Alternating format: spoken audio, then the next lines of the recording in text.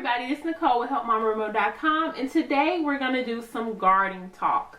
Now, we live in the Chicagoland area, and the weather here has just been amazing, okay? Amazing for Chicago. We may have had one mild snow and like a dusting. Of course, we're not fooled because anything can happen in Chicago. Now, it could be a blizzard like later on today.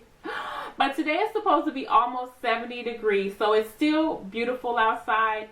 The past couple weeks, the weather has just been gorgeous.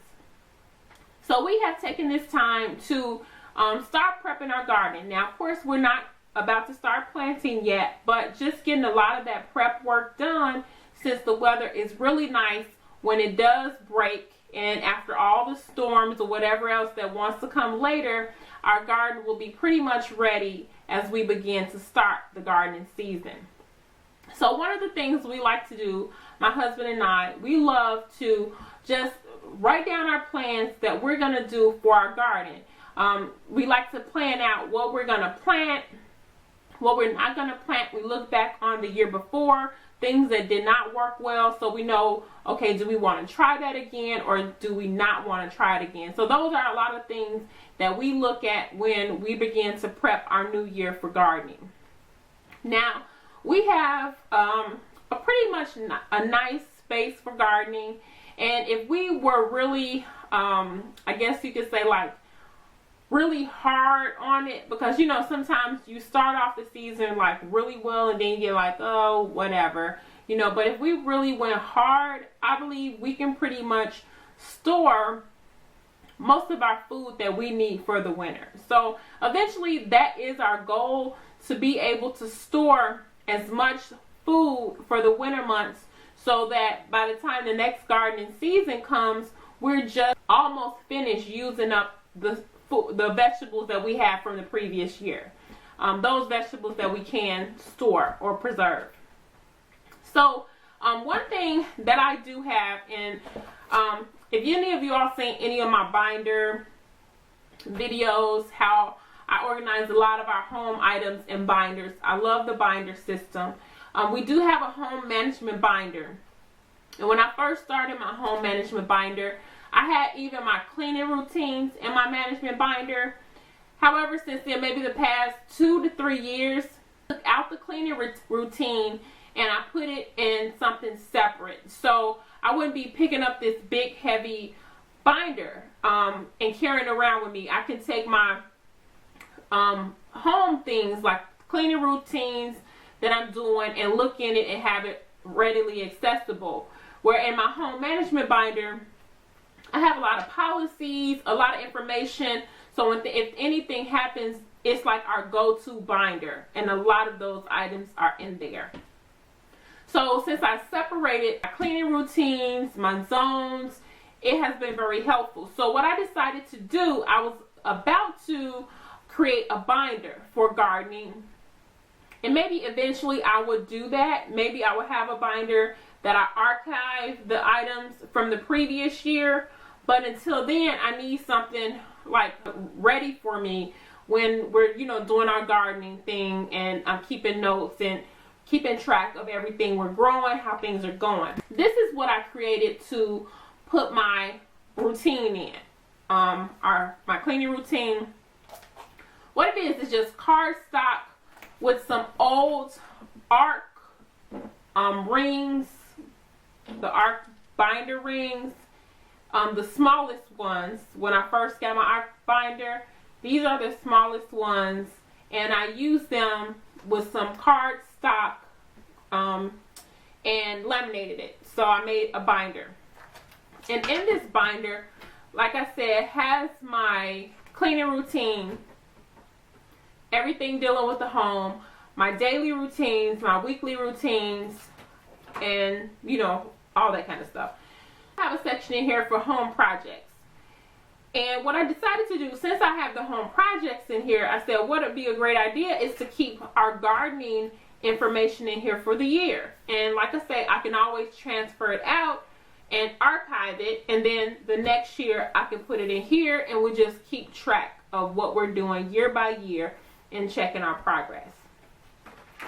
So ARC has some like graph sheets. You know, it has the sheets with the squares on it. So it was really helpful so that I can draft out our garden and all the boxes, and then we'll plant in those boxes.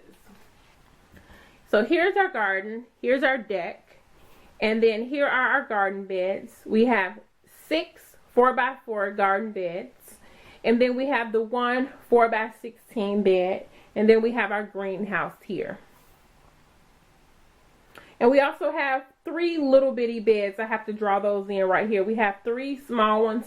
My husband's, I'm not sure if he's going to redo them, so I didn't want to draw them in until we're absolutely sure what he's going to do with the 3 beds that are at the end of these beds. And they may be like a 2x4. They're small. And what we have in those beds each year are our potatoes. This large bed here, we have our sweet potatoes, and it's raised off the ground totally. And it's good because sweet potatoes are, you know, kind of hard to find when they're going down and they're running under the ground. Our sweet potatoes up off the ground. And these beds here, we've had them, I don't know, about 6 years or more. And each year my husband, he may redo them or make them better. You know, each year we try to get better at what we're doing. So maybe 3 or 4 years ago we did the square foot gardening. So they're 4x4, so they're easily to do the square foot, or sometimes we don't do square foot. We put what we, you know, want to put in them. So they are perfect size for square foot gardening. So our next step is writing down what we're going to put in each box. And we try to rotate. So like last year, our tomatoes were here and they were here. So this year we'll move them. We had greens here, and we had cucumbers here, and lots of peppers here and here. So we'll move those around. We try to alternate everything. We also try to do companion gardening to try to prevent any disease and to make sure each plant is beneficial for the one that is planted next to. Here on our deck, the past maybe 2 years, I've had herbs planted in pots. They're easier to control. So I have the herbs in the pots all along here. It's very easy when I'm cooking and I just need to go out and get some fresh herbs. They're right there outside the door. We also have herbs around the patio. All around the patio we plant herbs.